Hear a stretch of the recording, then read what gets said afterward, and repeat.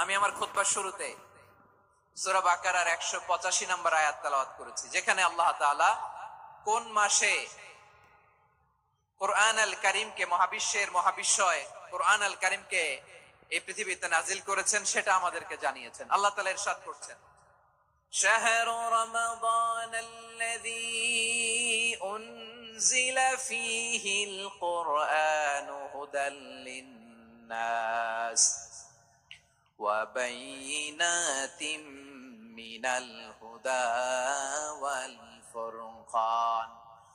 আল্লাহ বলেন, রমাদান এমন একটা মাস যে মাসে কোরআন নাজিল করা হয়েছে, আর এই কোরআন হচ্ছে বিশ্ব মানবের জন্য পথ নির্দেশিকা, হেদায়েতের সুস্পষ্ট বর্ণনা এবং সত্য মিথ্যা পৃথক করার আসমানি মানদণ্ড রূপে জামিনে আমাদের জন্য কোরআন নাজিল করেছে কে?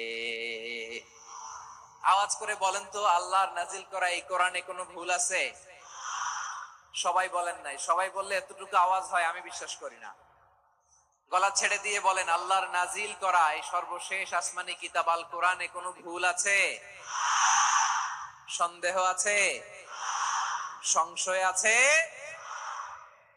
বিয়ন্ডলেস, বাউন্ডলেস, বটমলেস এমন কিতাব যেটা পড়ে গবেষণা করে এর তথ্য, উপাত্ত, ইনফরমেশন, লেসন নিয়ে শেষ করা যায় না। সুবহানাল্লাহ। আল্লাহ বলেন, এই কোরআনকে আমি রমাদানে নাজিল করেছি, যেটা বিশ্ব মানবের জন্য পথ নির্দেশিকা। এতে আছে হেদায়েতের সুস্পষ্ট বর্ণনা আর সত্য মিথ্যা পার্থক্য করার মানদণ্ড, কোনটা সত্য কোনটা মিথ্যা এটা কোরআন দিয়ে ডিফারেন্সিয়েট করা যায়। কোরআন হচ্ছে Furqan, to differentiate between right and wrong. কোনটা সত্য কোনটা মিথ্যা, কোনটা ভুল কোনটা নির্ভুল, এটা কোরআন দিয়ে যাচাই করা যায়। চিল্লায় বলেন ঠিক কিনা? এজন্য এই কোরআন দিয়ে আমাদের জীবন সাজাতে হবে। কোরআন দিয়ে জীবন না সাজালে জীবন আলোকিত হয় না। কোরআন দিয়ে পরিবার না সাজালে পরিবার আলোকিত হয় না। কোরআন দিয়ে সমাজ না সাজালে সমাজটা শান্তিময় হয় না। শুধু দুর্নীতি দমন কমিশন দিয়ে দুর্নীতি বন্ধ করা যায় না। কোরআনের আইন বাস্তবায়ন করা ছাড়া এই সমাজ থেকে দুর্নীতি বন্ধ করা যাবে না। চিল্লায় বলো ঠিক কিনা? আমার প্রিয় ভাইরা, এই কোরআন নাজিল হয়েছে রমাদান আল মুবারক, এই বরকতময় মাসে। তাই আমাদের উচিত এই মাসে আসন্ন যে রমাদান আল মুবারক, এই রমাদানে কোরআনের সাথে নিজেদের সম্পর্ককে বাড়ানো। আমার প্রিয় চাঁপাইনবাবগঞ্জের ভাইয়েরা, আমরা কি আসন্ন রমাদানে কোরআনের সাথে আমাদের অ্যাটাচমেন্ট, সম্পর্ক বাড়াতে চাই? চান সবাই?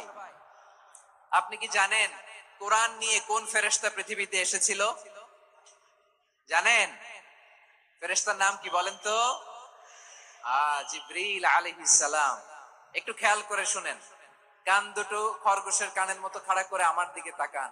সাইয়েদনা জিবরিল কোরআন নিয়ে এসেছেন, ফলে উনি হয়েছেন শ্রেষ্ঠ ফেরেশতা। বিশ্ব নবীর উপর কোরআন নাজিল হয়েছে, তাই তিনি হয়েছেন শ্রেষ্ঠ নবী। রমাদানে কোরআন নাজিল হয়েছে, তাই রমাদান হয়েছে শ্রেষ্ঠ মাস। কদরের রাতে কোরআন নাজিল হয়েছে, তাই কদর হয়েছে শ্রেষ্ঠ রাত। আমরাও যদি কোরআনের সাথে সম্পর্ক বাড়াই, আমাদের মর্যাদাও এরকম, আমাদেরকেও শ্রেষ্ঠ মানুষ বানায় দিবে কে? এজন্য কোরআনের সাথে সম্পর্ক বাড়াইতে রাজি আছেন তো? যারাই কোরআনের সাথে সম্পর্ক বাড়ায় এদের মর্যাদা বাড়ায় দেয় কে? দেখবেন আমাদের হাফেজে কোরআন, তারা ইন্টারন্যাশনাল কোরআন কম্পিটিশনে যে গোটা বিশ্বকে পেছনে ফেলে প্রথম পুরস্কার নিয়ে আসে। এত ছোট ছোট বাচ্চা, ও সমাজ বোঝে না, রাজনীতি বোঝে না, টাকা পয়সা বোঝে না, কিচ্ছু বোঝে না, কিন্তু গোটা বিশ্বে ওকে